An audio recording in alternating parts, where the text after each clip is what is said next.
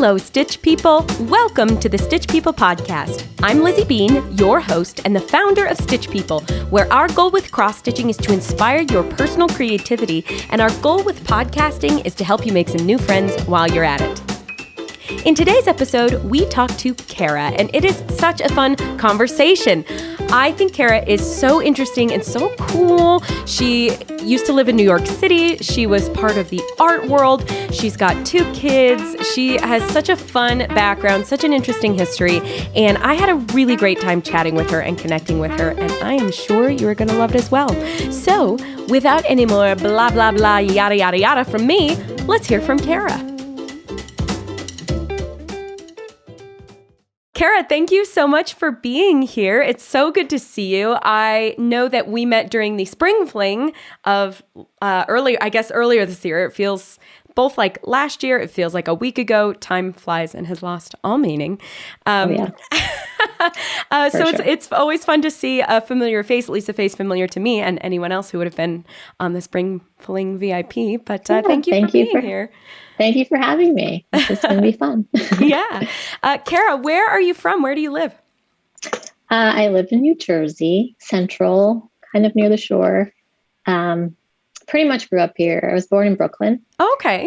But I moved to this area when I was 8. Yeah. Okay. And then I went to school in Massachusetts, and then I was living in New York City for a few years. But after my husband and I got married, we moved back to this area to be near family and stuff. I love it. My dad's from New Jersey. I've got extended family in Massachusetts and some extended family on my mom's side in New York City, so in Brooklyn. So there awesome. You go. Small world. Yeah. That's great. Tell us a little bit about your family. Is it just you and your husband in New Jersey? Do you have any pets? Do you have any kids? I have 2 daughters. I have a 5-year-old, Imogen, and a 2-year-old, Persephone. Such great names. We have a dog named Popcorn. He's a bull terrier. Okay, who named the dog? I have to know. The 5-year-old, yeah. That my cousin named their family dog Sneaker when he was around the same age. So that's really cute. Yeah. It's Popcorn, so that's a great name. Yeah, that's pretty cute.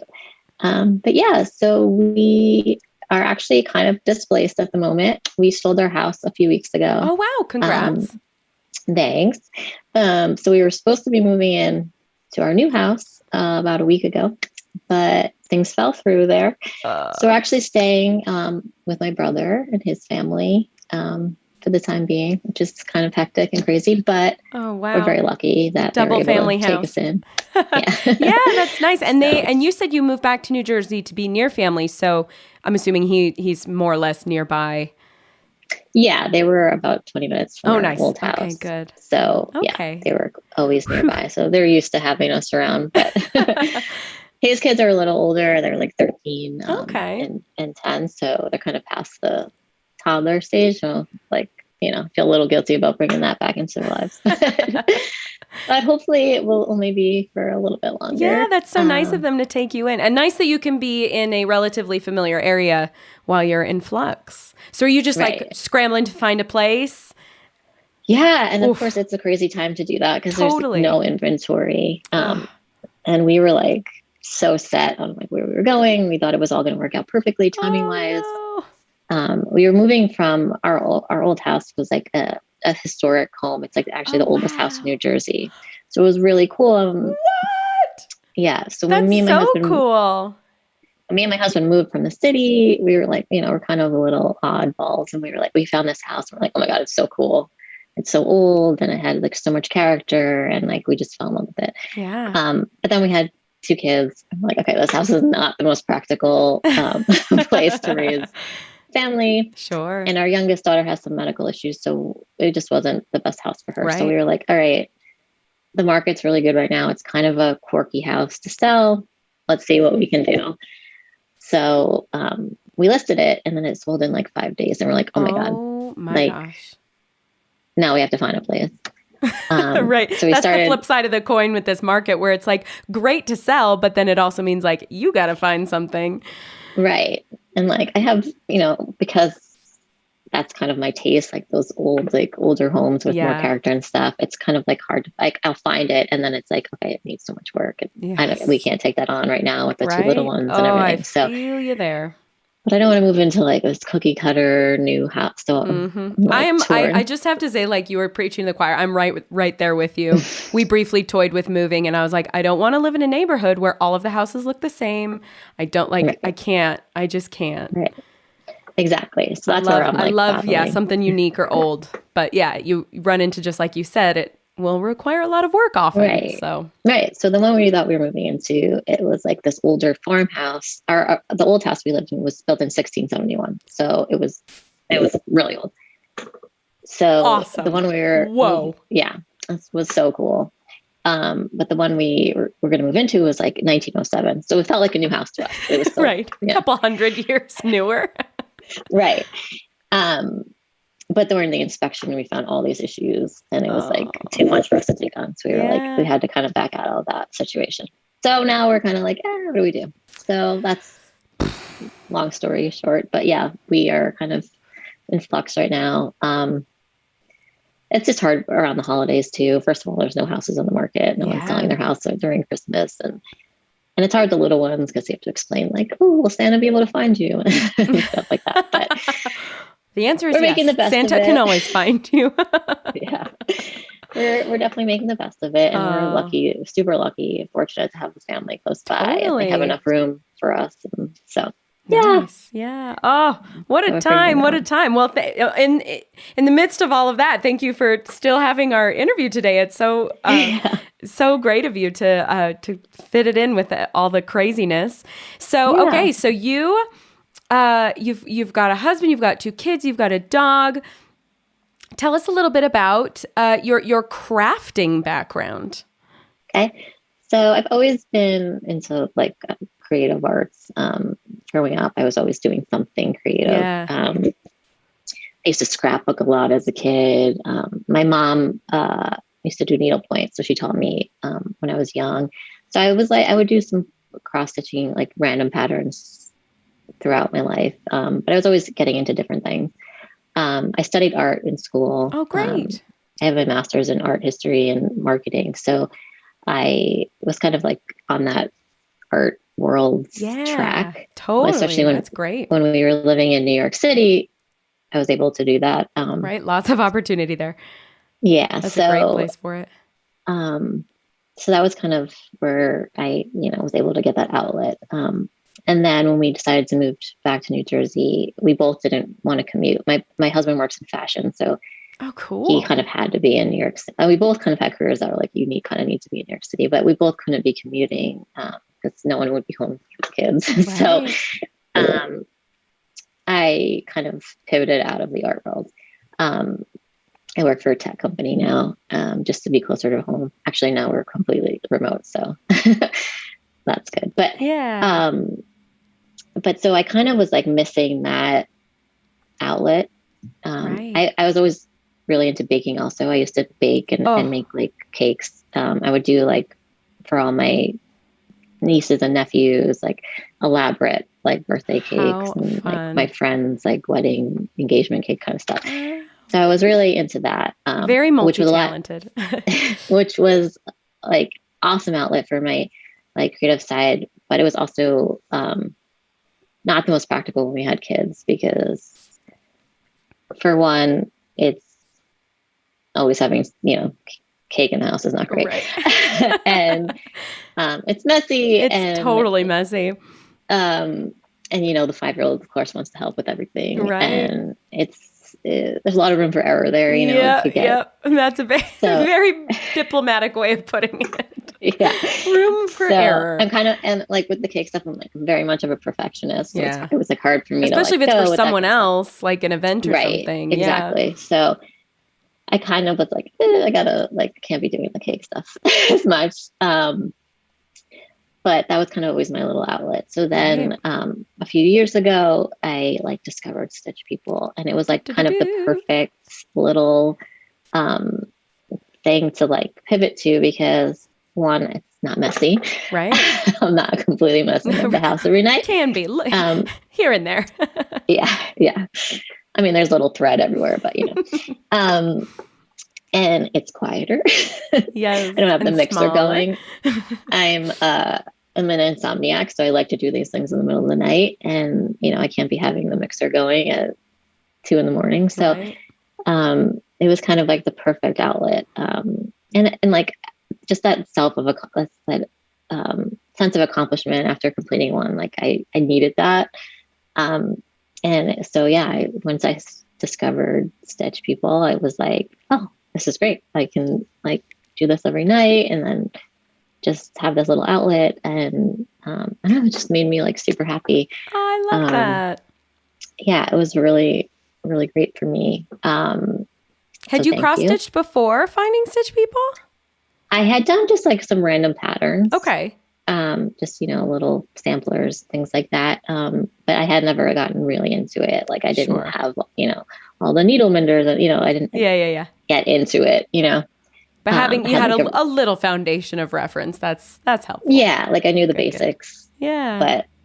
But definitely didn't get like really into it until I think I saw maybe an ad for the spring, like 2 springs ago, the event, and I watched a few of the classes, and I was like, okay, yeah, I'm sold. Awesome, I love it. And then I haven't looked back. I've just been like, and my collection keeps growing of stuff, and the needle menders and the frames and all that. So it's been awesome. It's just like I owe a lot to you guys. Oh, thank you, the whole team. It helped me through like a really like dark time. I was struggling a lot with like postpartum with my second daughter, and she had health issues, and just having this little outlet, like I think whenever you have a child, you lose a little part of yourself, because you're just devoting your whole life to like this other person. Right. And then adding on like her medical things, it was like, I was out of like, I couldn't go back to work. I didn't really have anything like me time.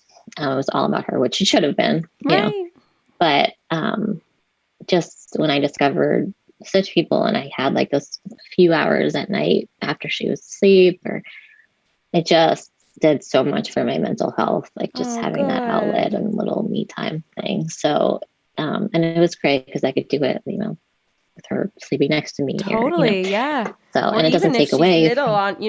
I have pictures of my dad. I was born right when he was in the middle of his PhD program. And this was 1989. So there's pictures of him on his big old like DOS computer writing his thesis.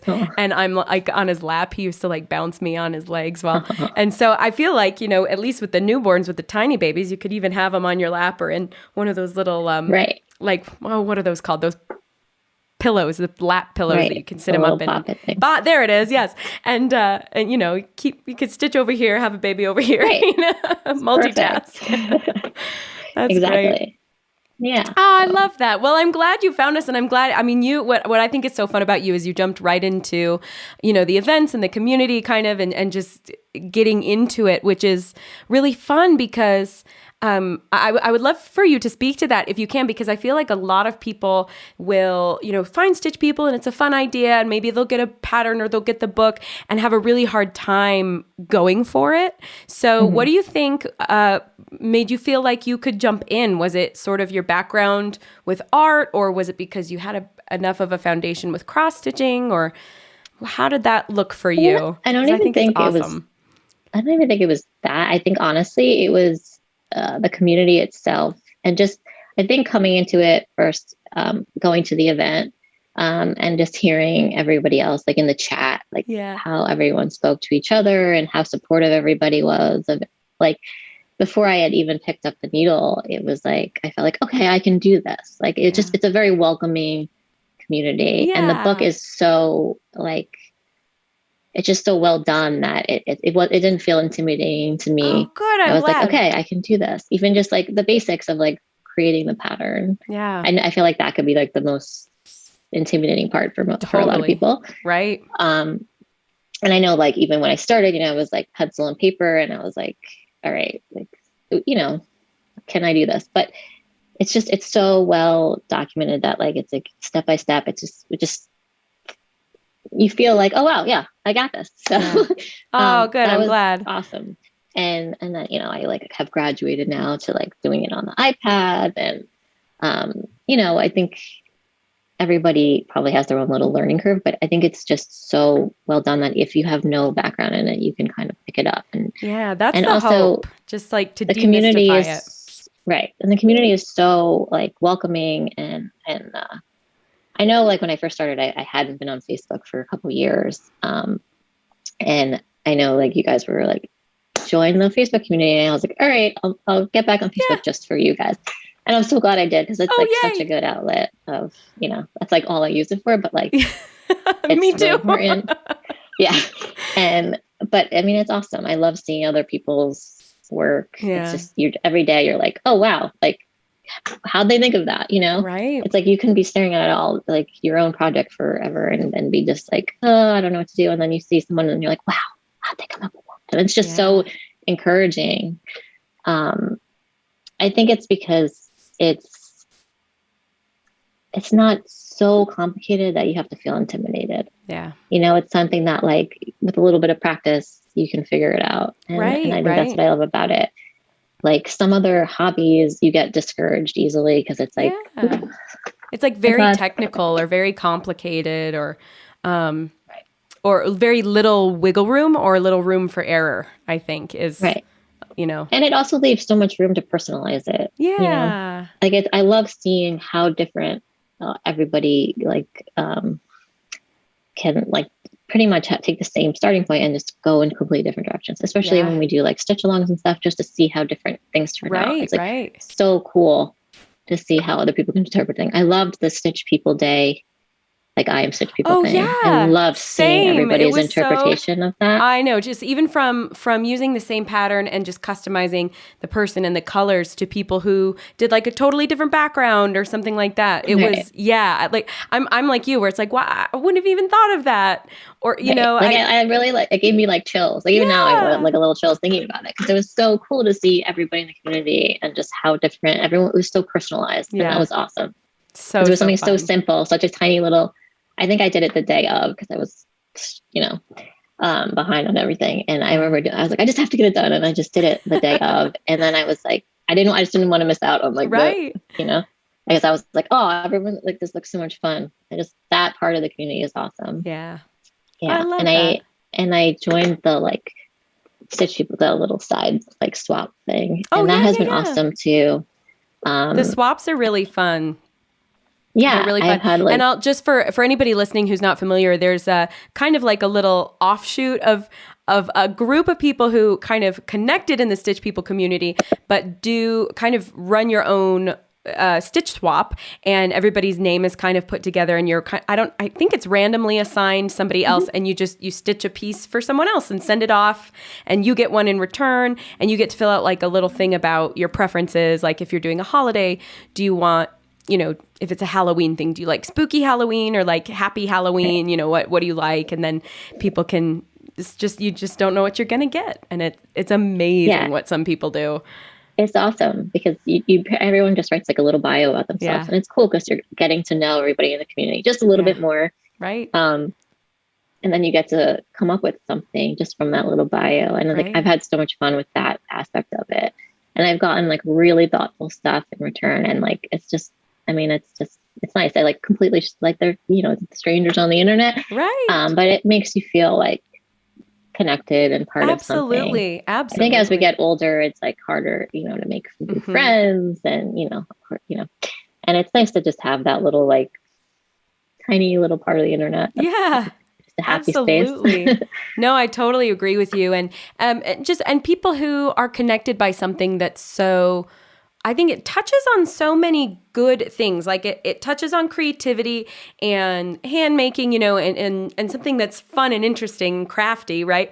But then it also sort of touches on like family and personalization, and there's sort of this heart to it. It's not just, I don't know. Not a lot of things that people make, they give away as gifts or something. But this one has so much to do with with the people because you're recreating them. It's not just making a stuffed animal for them or something. It's recreating them as the cross stitch pattern. Right.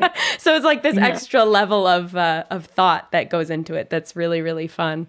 Yeah, it is. It's awesome. I love it. Well, you mentioned when you were doing cakes that your 5-year-old would like to get her hands on that. Does she show interest in cross stitching? She does. She does. And actually, I don't know if you were aware, but like for Thanksgiving, all the kids have to do this project where they have to like hide a turkey in like a disguise. Oh, so I've not heard of this. That sounds like fun. Yeah, she's had to do it like the last 2 years now in school, and my niece had to do it too. So I think it's like a common thing. But they get like a picture of a turkey. They have to bring it home, and they're supposed to disguise it. Okay. So last year we turned him into the Grinch, and we dressed him up as the Grinch or something. So then this year I had been stitching, and it was due, and we're like, oh my God, what are we going to do? I kind of forgot about it because we were moving. Right. And the only thing, like, we had just moved, so the only thing I had like available was all my stitch stuff, because of course that didn't go in the pods, that like had to be with me. So I was like, what if we embroider him? And so we made like together, which was really cool because she like literally helped me with like every stitch. Oh wow! And we made like a turkey. So I just kind of transferred the turkey on the sheet to the embroidery open, like, and she wanted it to be like a rainbow and a cloud. So we disguised him as a cross stitch rainbow cloud turkey. That is so cute. It was really cool, and it was like she's I think she has a little bit of my perfectionist thing, because she got really into it and wanted to make sure it was perfect. And of course I had to stay up and finish it the night before. But yeah, it was really cool. And then I got a text, so we were really excited about it. And then the next day I get a text from her teacher, and she's like, is this her turkey disguise project? I'm like, yeah. What do you mean? And like, she was like confused by it because it wasn't on the paper. Like, it was in an embroidery hoop. And I was like, you said to disguise, like it says on the paper to disguise it with alternative materials. So she was like, I don't know how to hang this up. And I was like, she was really excited about it. So it was really cute. Anyway, I think it was a little too outside the box. It's a little avant-garde for elementary school. That's great. I love it. And I love that the teacher's like, excuse me, like she's mad at you. Like, I can't hang it up. I know. She's like, I don't know how to figure out how to hang it on the wall. Like a command hook, maybe? I'm sorry. Or double-sided tape on the sides of the hoop. I don't know. Right? That's funny. But, yeah, I love it. And I love that she got so into it. That's so fun. Mm-hmm. I love that a lot. Yeah, and she has like an ongoing, just like, she just makes little shapes. Sure, yeah. Anytime she's like, I want to help, she like, I give her one, and she just makes like a rainbow of colors. It's really cute. I love it. Can you tell us a little bit about? Oh, I'm sorry, I didn't mean to interrupt you. It's okay. I have a niece who I'm trying to get like into it. Ooh, and is that at your brother's house? Yeah, because you said they're a little bit older. She's like in her teens. Yeah, she's 10. Oh, 10. Perfect. But she's a little artist. Yeah, that's a really great talented age for it. So I'm like, I'm gonna try to. I love it. Plant those seeds. Right. I was just going to ask if you have a favorite portrait that you've ever done that you could tell us about. It's hard because I feel like everyone I'm currently working on is my favorite. Right. Well, and I do think that is a little bit true though, because I feel like with every new portrait that you do, you're like learning more and getting better and trying new things. And so they do sort of like perpetually get better and better and more interesting. And even, and I mean better, even just by like, you learn ways to go a little faster or make things look a little more even, or just in the practice of doing it. So totally validate that sentiment, because I feel the same way. I mean, I think I enjoy like the wedding ones because I like doing the bouquets. And, me too. I've gotten a fun like couple, like my friend lives in Colorado, and doing like the Colorado like scene with wedding. Like they had a COVID wedding, so they just eloped, just the two of them on a mountain in Colorado, and it was just so beautiful. And like the minute I saw her pictures, I was like, I need to stitch this, because it's just like cool. So perfection. And I loved doing that for them because they missed out on like, they had the whole wedding planned, and they had to last minute just go get married, the two of them. And I loved like just being able to gift that to them. That's those so ones thoughtful. are my favorite just because they mean a lot, Yeah. And especially when they're unexpected. Mm-hmm. Yeah. Those are probably my favorite, just the ones that I get to do for friends and family that, are just special, like, just to let them remind them of the special moments in their life. Right. Oh, that's great. I love that. So do you have any other hobbies or things that keep you busy? I mean, aside from like full-time motherhood, just that old thing.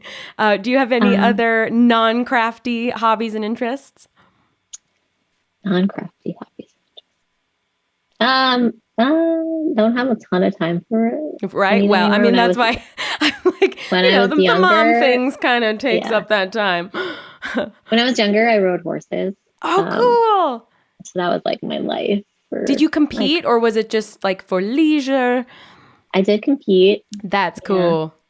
So I was like I would do like jumping and stuff. Yeah. Like that. So that was always like a big part of my life. Do you ever see yourself getting back into that? I'm hoping to, at least like to teach my daughters. Yeah. The little one, with her heart condition, there's not like too many, like she's not going to be able to do like running sports and things like that. So I always think that like maybe horses would be good for her just as an outlet and like for therapy purposes. Totally. Like she's in a lot of like speech therapy and physical therapy and things. So I feel like horses are good for that stuff too. So actually the house we were moving to was like a farmhouse and we were going to be able to have a horse. So we were looking forward to that. Yeah. I don't know if that's going to be possible. Oh, I will keep all my fingers and legs crossed for you for something similar because that'd be so cool. Yeah. I really wanted to be able to give them that because did you have your own horse growing up that you know how to like, the care and everything that needs to happen? Yeah, I was lucky enough to have my own pony growing up. And when I got older, I had a horse, but it was so good for me, like just learning responsibility and things like that. Like I would get up before school and feed them and muck the stalls and do all that. And like, it's 100% my responsibility, this animal. And then after school, I would go right to the barn and I'd train for hours and things like that. So it was like really good. Just, I think I grew up a lot. I was a little bit more mature than a lot of kids my age, just because I was traveling a lot for shows and things like that. And I think it really shapes me as a person. So I'd like to share that with them. Maybe not to the extent that I was into it, but I'd like to give them a little bit of that. So hopefully that'll be possible. I mean, where we live in New Jersey, it's, a lot of horses around. So even if we can't have them on a property, hopefully we'll be able to go to a barn and like find a school or a stables or something that you can do that. Yeah, that'd be. I did a like very brief stint of horseback riding in like 6th grade. So what would that? I don't know. How old are you in 6th grade? Like 11 maybe. And I remember I did like, I want to say it was like 12 weeks or something like that. And then it was the year that we moved, my family, and we moved to a new state. And just like, I never found a place to keep going with it. And it's actually like one of my biggest regrets because I remember loving it. Like I looked forward to it. I was kind of naturally good at it. I picked things up. There was it requires you to be brave, like you're on this big, tall creature and it's going fast and you just have to trust that you learn the skills and like it's very empowering. And I've always been sad that I never did more of it. So that's always been something I've like bounced around in the back of my head. Like, I wonder if I could go take lessons somewhere. I don't even know where I'd start, but it's everything that you just said. Even in my little like bite-sized experience of it, was just, I mean, I didn't have to take care of it, but just the connection you have with the animal and it's just really, it's a special thing. It really is. Horses are so special in that way that they really like feel what you feel. Kind of thing. And there's a connection there that's just like so intense. Yeah. Very empathic animals. Mm-hmm. But I like how you said about the bravery. Like I think about it now and I'm like, I couldn't do what I did then. Like, I feel like when you're younger, like you have no fear and you just like go, and now jump I'm over all the things. Right. Now I'm like, around. oh my God, I'm going to break my hip. Like, right. Or like, what if, heaven forbid, what if I fell off a horse now versus, I think I fell off a couple times when I was younger, and it is not pleasant, but it's like, man, it's just what happens. But thinking about it now, it's like, I don't want that. I know. Right. Very I think overwhelming. about that too. Like, I'd like to get back into it, but I think about that all the time. I'm like, oh yeah, I used to fall all the time and just hop right back up. And now I'd be like, I'd be out of commission for like 2 weeks. Like, right. Maybe what I do is wear those, like, you can get those special biking shorts where the bum is padded. Yeah, Maybe wear those riding. So if you fall off, you've got a little extra cushion. Seriously. Oh, I would be so nervous. But, well, hey, if you get back into it, definitely, I don't know, post something about it, because that is very cool. And I hope that it works out. I'm sure it'll be very satisfying for you to share that with your children. You know, that's something really special. I love that. For sure. I love it. So I'm curious, and I know that you said especially since you've moved out of the city, that you're not in that world as much anymore, especially professionally. But can you tell us a little bit about what you used to do in the art world, and like what that entails and what that whole world looks like? I admit I listened to a podcast episode recently of Malcolm Gladwell's Revisionist History, and he did this great episode about the art world and about the fact that galleries and museums can have these like massive collections, and they don't have to like claim them on taxes. So like you can buy a piece of art and then it essentially like disappears for a museum. Like they don't have to claim the value of that piece of art on their records or anything like it. It was this whole thing. But then he got into kind of the psychology of art collecting and how like to a lot of these establishments, like it is priceless. Like you don't claim it because you're never going to sell it, so it is worth nothing, you know? And just kind of that whole debate and how people who are into art think so differently. So anyway, this is like my I've spent too much time explaining, but like my little crumb of context where you said art, and I was like, oh, because this has been on my mind recently about just how people value works of art and how to participate in that world. So I don't know, anything in that arena, go for it. I'd love to hear it. It's definitely a crazy world. Like getting into it, I had no idea how really crazy it is. I was going to grad school in the city, and I was in a program that like really immerses you in the art world. Like you have to like get a gallery space and put on your own show and all these things. So it really like prepares you for that whole world, it was an awesome program. But so after grad school, I worked at a private art advisory. So the woman that I worked under, she was the head of contemporary art at Sotheby's for years. And then she kind of opened up her own art advisory services. So I was kind of her assistant. It was like a small operation. Can I ask what an art advisory is? Yeah. So basically, we help people build their collection. Oh, okay. So if I like came into a lot of money and I wanted to invest in art, I could hire someone like you or the firm that you used to work for and say, where do I start? How do I start collecting? And you help facilitate that. Okay. Right. Cool. We're kind of like realtors. That's very useful. Yeah. We're kind of like an art realtor for art. Yeah. Okay. Cool. And then we also do like appraisals. Like, so if you have a collection, we could like appraise your collection. For like tax purposes and things like that. But yeah, would you be the ones that like if I had a grandparent pass away and left us a whole bunch of stuff, you're the ones we call to figure out what that all is. Okay, cool. Exactly. Very interesting. So there's very much those two ends of things. It's like either that, like we'd go into a home and appraise the collection, or we're sourcing, like someone will come in and say, this is what I want. And then we go out and find it and broker the deal. Very interesting. Yeah. And it's cool because we get to travel to like, different art shows and things like that around the world, which is really cool. But so when I was a student, I was like, I just love art. And I just, you're all like the fantasy of the world is just right, like, right. you know, everybody just loves art. Yeah, and then very you get idealistic. into it. Yeah, right.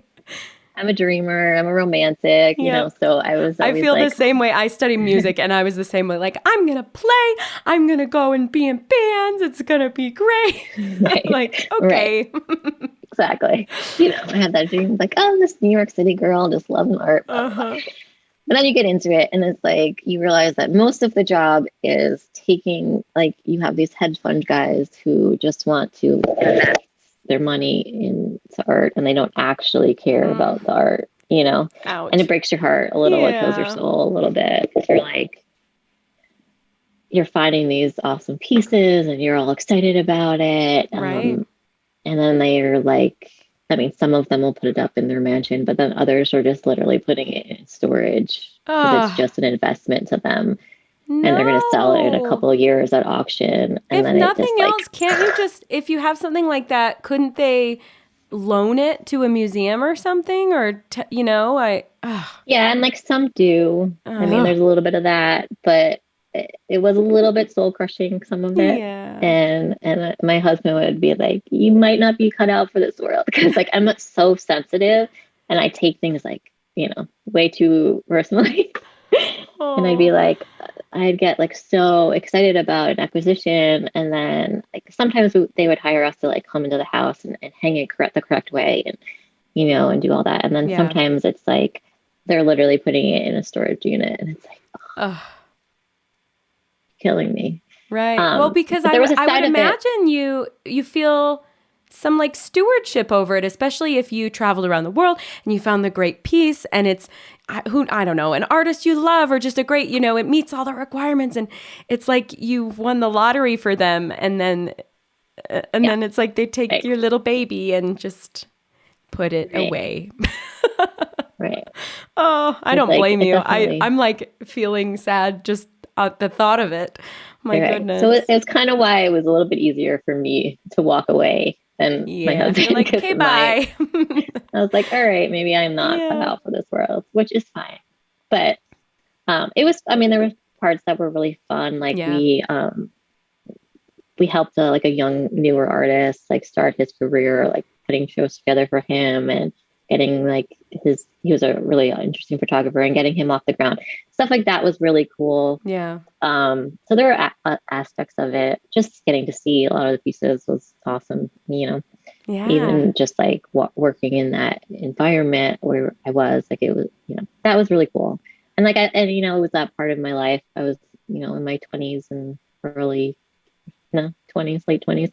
Like it, you know, it was like kind of perfect for that time, but it's definitely something that I couldn't do forever. Sure. So, well, nice you got a little taste of it, and like you said, you got to travel and see and do, and great for that time of life. And it's chapters are chapters for a reason, I guess. Yeah, for sure. Yeah. Cool. Well, that is fascinating. It is a world that I really don't know much about. I mean, I visit museums, I've taken humanities classes, but beyond kind of just the general history and knowing who kind of the primary like masters are, you know, old masters are, I don't know much about it or how it works. So it's cool that people like you exist who do, you know, where I could say, hey, where would I even get started? But yeah, I mean, I grew up, my parents were musicians, and so I kind of grew up on that side of art, you know, fine art, as far as, you know, your music, dance, theater, art, whatever. So I was on the music side, but always appreciated the art side of things. See, I feel that way about like music and like musical theater. Like I super admire that. And it's always something that like I wish I could do. Oh, my father was a musician. And what did he play? I was like, why? He played the guitar. Okay. And he was a singer. And it was always something like, why didn't I get that part of the, you know? I was bummed I didn't get that gene. But yeah, it's super cool. And like in high school, I was like the prop girl in the school productions because I wasn't talented enough to actually be in the show, but I just wanted to be a part of it. Like I think I love that community. The musical theater community is just, it's amazing. Yeah, theater people are a specific type of people. But just the best, just like deep feelers, generous hearts, like very passionate people, theater people. I love that. Yeah. Even just getting to be a little tiny part of that was super cool. And I was super admired all of you. Like I've always been kind of an introvert and shy, so I couldn't do what you guys do, but I loved like just being in like the general vicinity of seeing you guys do it. It's an electric really cool environment for sure. And it's funny, the more, because Spencer and I, he was more of the theater kid in high school. Actually, I was more of the band kid, but I started doing more theater during college and afterwards, and we've sort of stepped more into like TV and film stuff in our area. And it has actually been that shift that has made me even more appreciative of crew, essentially. Is you've got your cast and your crew generally, but the crew that's in charge of, like you said, props or the set decorators, like people whose job it is to come make an environment look like it's supposed to, making sure that if you're doing a time period thing or whatever, and people with an eye like yours who make it visually appealing, and then you have to bring in the actors who make it like emotionally appealing, and like but you have to have all of those elements in place, and they work together so seamlessly. Well, you hope that they do. That's the goal. But yeah, I mean, it's interesting to see how all of those disciplines really are necessary for that final product, or on stage, having a great backdrop, having, these beautifully painted, either I can't think of there's the cloth ones that are painted that come down, or even just like literal set pieces. It's all part of the thing though. Yeah. That's cool. For sure. Working together. Okay, well, I'll sign up for horseback riding lessons if you sign up for guitar lessons. How about that? Okay. Deal. Life's too short. Why waste any time? Right? I love it. Exactly. I love it. Well, Kara, time has flown by. I'm going to pull up my little cheat sheet of favorite things questions and just throw some at you. Do you have a favorite artist? Probably Magritte. I don't know what that means, but I'm going to Google it at Magritte. Magritte. Surrealist. Okay. Surrealist. I'll check it out. Check it out. If anybody knows who that is, I'm very impressed with all of you. Do you have a favorite instrument? Once you see it, you'll know it. You definitely know his work. Do you have a favorite musical instrument? I mean, I don't play any, but probably guitar. Guitar. Yeah, no, that's okay. One that you appreciate the most or like the most. Yeah. Do you have a favorite summertime activity? Probably just reading outside, outdoors reading. Yes, just like laying in the sun. I love that. Yeah. Do you have a favorite food? Probably French fries. Oh, yeah. Okay. Well, now we're in it. Do you like, what type of French fries? Are you like the long skinny French fries, or like the crimpy ones, or like the potato wedge style French fries? I mean, my favorite are probably like Shake Shack, like crinkly, crispy. Shake Shack's pretty darn good. I've also become a fan of the waffle fry lately. Oh yeah, I like a good waffle fries. That's good stuff. Okay. The thing with waffle fries though, it's like they're either really good or they're really not. Right. Good, so. It's got to be the right one, like the perfect crispiness. They can't be too thick, Yeah, exactly. Do you have a favorite song, or if you can't limit it to a song, like a favorite band or musician? Lately, I'm probably like kind of a Swiftie. I just appreciate. There's a new album. Yeah. Taylor three new albums. Right. I just appreciate just her as like an artist in general, like her songwriting. I mean, I think she just does it all. I'm just impressed by her. Yeah, she's pretty fearless. Yeah. I love that. Okay, I have this little like website that has a whole bunch of fun like favorite things or whatever. And this is interesting. I haven't asked anyone this one yet. It says, what's the hardest question a child has asked you? Do you have like a hard question that your kids have asked where you're just like, Yeah. My kid lately has been asking a lot of things about like death lately. And it's just like. That is hard. Yeah. Especially at such a young age. Right. How do you her grandfather, conceptualize? Her great grandfather actually died last year. Oh. And she used to visit him like every day because her daycare was right across from where he lived. My mom would take her to visit him. And though she just stopped visiting him. So now she asks lots of questions, and she's just getting to that age where she's just so like kind kind of obsessed with it. Like, what happens, Yeah. And it's hard to answer those questions because like, I don't want to lie to her, but, but it's also like, how do you word things the right way? You don't want to scare her. Right. Right. So kind of balancing that, like, right. There's this on show, the edge, like telling her the truth, but not really doing it. There's a show called I'm Sorry that Spencer and I like, very funny sitcom. And it's about a woman and her husband and her little daughter. And she's like a comedy writer in LA. And anyway, it's very funny. And the little daughter gets a goldfish. The goldfish dies. They have to flush it down the toilet. Then she starts asking about death or whatever. And then her thing is she has the realization of like, wait, mommy and daddy, like, are you going to die someday? And they're like, yeah. Mm-hmm. And then she gets totally freaked out. That's the follow-up question. Yeah. And it's exactly. Like, like, we don't need to have this existential, intellectual discussion right now. And it was like funny because she was like, okay with like us going a long time, but then it was like, what am I gonna die? Right. And it's then like, no. Like, no. Right. Yikes. Parenthood. I tell you what, I'm impressed with all y'all with the kids. I don't know if it's a good thing or not that Spencer and I have waited. We're still sort of like, if we do, when we do, I don't know. But the time commitment alone, and then all of these little nuggets of stories that you hear, it's like the longer we've waited, the more I'm like, how do we choose this? Oh my gosh, it's so hard. It's so much. But then you hear the flip side of the coin and you get to teach your kids how to cross stitch and you go horseback riding and you watch that, and the families grow and the generations and it's like, yay, it's good. So I don't know. I'm just. Yeah, it's so hard. I grew up with 4 brothers. So growing up, I was like, oh, I have to have a bunch of kids. Like it's just, I grew up with that. Yeah. And then as I got older, now it's like, me and my husband are like, okay, maybe 2's enough. Like, it's just so much harder than you think it's going to be. Sure. And then, so 2 of my siblings also have children and then the other 2 don't. And sometimes I get it. I'm like, I got like, my one brother and his wife travel everywhere. And the other one, like he just moved to Singapore with his wife and like, they just have a completely different life. And like, I see that side of it too, hard, right? Totally. Like I definitely, and it's hard, especially with the current state of the world, just like bringing another person into it. Like it's hard. So much, yeah. It's a hard,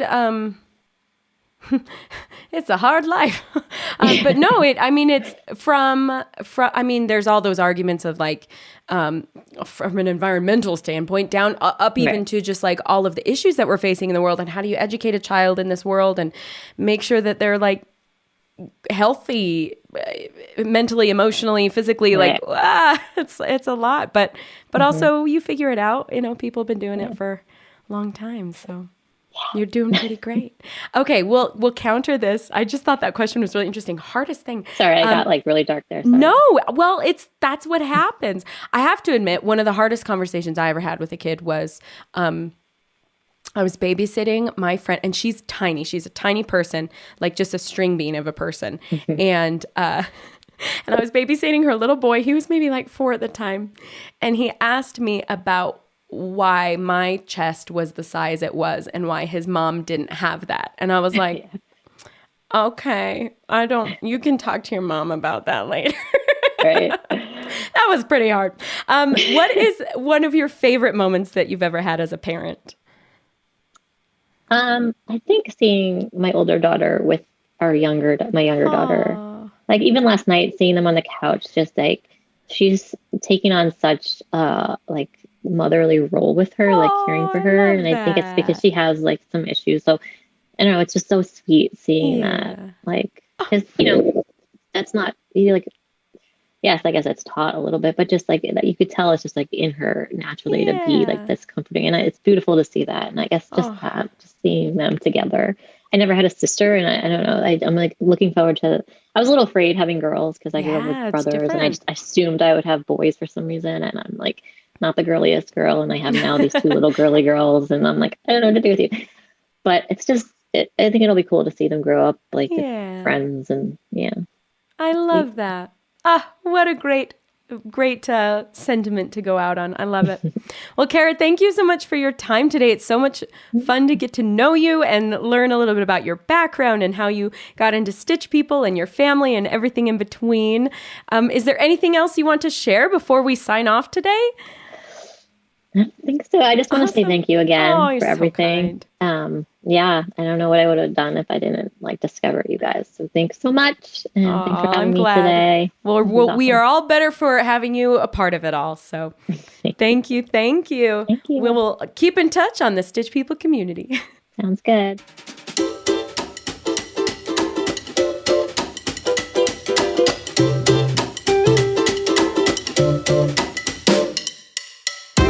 Was that not just the most delightful chat? I really enjoyed getting to know Kara. I want to thank her and just express my gratitude for her openness and vulnerability. It can be hard talking about, postpartum stuff and things that we're going through, but it's not lost on me that, the reason I started Stitch People was very similar to the reason she found Stitch People, that sometimes when you feel like you've lost yourself or you're in a dark place, you're having a hard time, it can really help pull you out of it to do something creative, to do something new, do something active and interesting. And I love that cross-stitching can be that for so many of us. So thanks for sharing, Kara. Thank you all for listening to today's episode of the Stitch People podcast and enjoying conversations with Stitch People like you. If you haven't already, please take a moment, subscribe to the podcast wherever you listen, leave us a rating and review. It really helps us. And you can check out everything that Stitch People has to offer by way of cross-stitch patterns, books, merch, and more at stitchpeople.com. Please definitely, if you haven't already, connect with us on Facebook, Instagram, and Pinterest. We love to see everything you're up to. If you'd like to be interviewed on the Stitch People podcast, please visit stitchpeople.com/podcast. We have a link to a form there you can fill out and let us know that you're interested. And if you have any feedback about the podcast, we want to hear it. Please email us info@stitchpeople.com and let us know what you think. Lastly, I want to thank all of you in the Stitch People community again and again, not only for your support of us, but more for your positive and cooperative encouragement of one another. I'd also like to thank the incredible Stitch People team for making all the magic happen behind the scenes. Our fully licensed jazzy tunes were created by Jonathan Boyle, and the #1 sound audio engineer in the world is Brandon Yost. Have a wonderful day, my friends. Happy stitching.